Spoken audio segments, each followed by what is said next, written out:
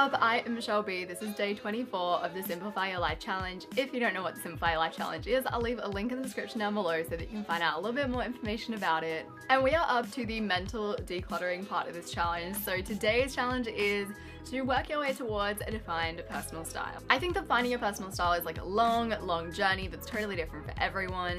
It took me like a lot of pondering, a lot of Pinterest boards, and a lot of frustration. But when you get to the point where you know and you love your personal style, getting up in the morning and getting dressed is just like so much easier. Buying new clothes is so much easier. And every time that you put on an outfit, you're like comfortable and you know that it's just in sync with who you are. Everything sort of goes together.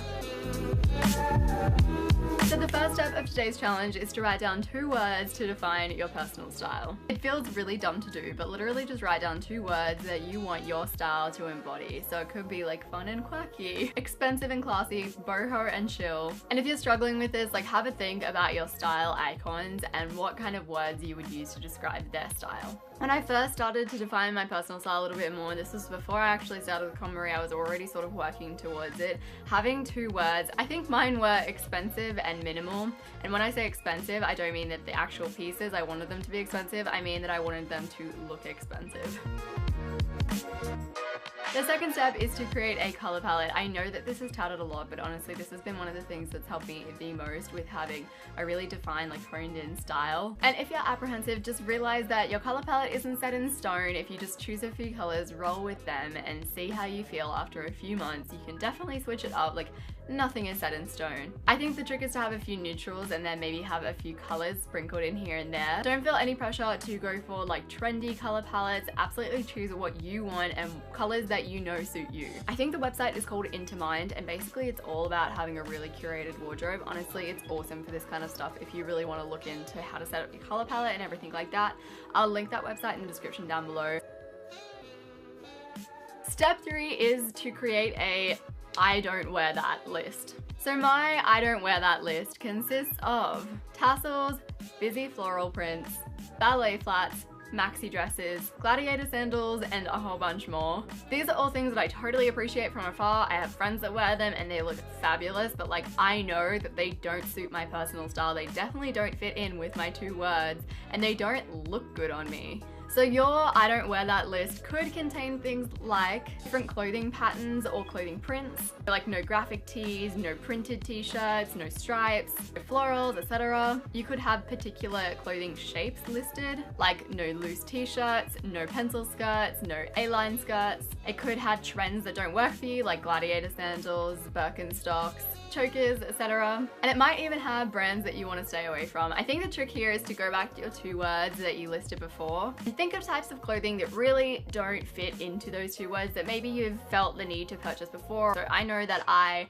bought things with sequins on them and I don't know why I did it, but I would never wear them. They didn't fit in with my personal style. They definitely didn't fit in with my minimal and expensive 2 words. But I sort of just kept on buying them. So categorizing them in my mind as something that I just don't buy was, I don't know, it's just a relief. It really guides you towards a more defined personal style. The next step is to create a Pinterest board. So create a new Pinterest board. In the description of it, put your 2 words, your color palette, and your things that I don't wear list. You don't have to fill your Pinterest board with inspiration right now, but maybe pin a few images on there just to get you started. I think that having a Pinterest board is honestly so useful. I have one, I don't actually pin to it that often, but it's already filled with so much stuff. I'll link it in the description down below. Always go back to my Pinterest board. When it came into summer here, I was like, wow, I really don't have any summer clothing and I need to purchase a few tops. So I went back to my Pinterest board and I was like, okay, so are there any like light tops on here that I pin multiple times that I know that I will use? If you haven't noticed, I wear these kind of tops all the time and they're all over my Pinterest board as well. So I went and I bought a few of those and it was just perfect. I wear them all the time now. Having that visual imagery there of what you're into and what you gravitate towards, having it all nice and consistent, matching up with the vibe that you want to give, it's just really helpful as a tool.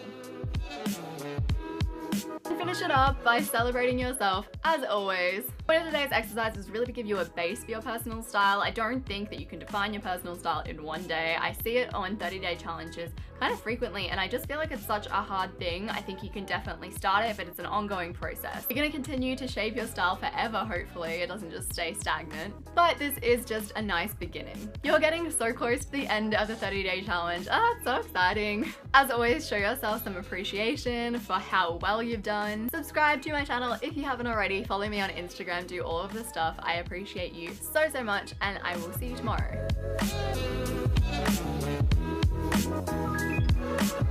Thank you.